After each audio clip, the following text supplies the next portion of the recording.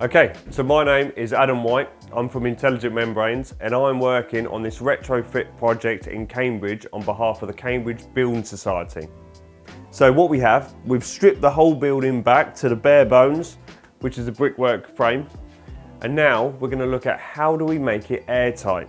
How do we keep the air loss or the energy loss from inside the building escaping, and what do we have to do? Well, what we have to do first, before we put any of our products on, is to go around and do any structural works that we need to. Because we're not trying to cover up any of this, we're trying to make it airtight. So the bricklayer's gone round and filled in any gaps in the building. Now is where we get our products out. We get passive purple brush, which we will go round and paint over any hairline cracks, any large gaps or hairline cracks in the building first. So if you take a look in the room next door where we've got an example in there.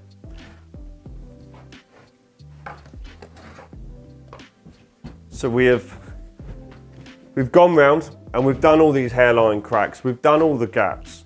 So this is the base before we come on with the main passive purple. So passive purple is an intelligent liquid vapor control.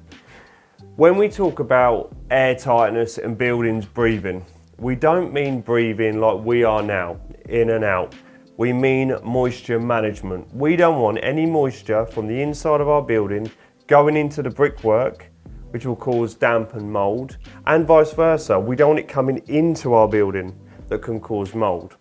So what we're going to do, we're going to get our passive purple. This can be sprayed or rolled over the brickwork, which will create a seamless, airtight, moisture-tight line on your building. That will then set, and then we can do our plasterboarding, dot and dab over the top. But we've effectively sealed the whole building, making it airtight and energy tight. So another thing to look at when we're doing our retrofit builds is not every build can take external wall insulation to cover the building up. Because this is a nice building, nice looking building, we don't want to have to throw 100mm insulation over the top, but we still know we need to do something. So what we can do, we have a masonry paint here that actually dries clear, and it will soak into the brickwork and it will give it a protective layer. It will repel the water, but still let the brickwork breathe, which is moisture management. Just like on the inside, the moisture can still escape, but we're going to put a rain jacket on our building. Now, to give a demonstration, this side hasn't been protected. You can see all that water is soaking into the building, it's soaking straight in, and this is what can cause damp and mold within the building and actually make your building feel colder.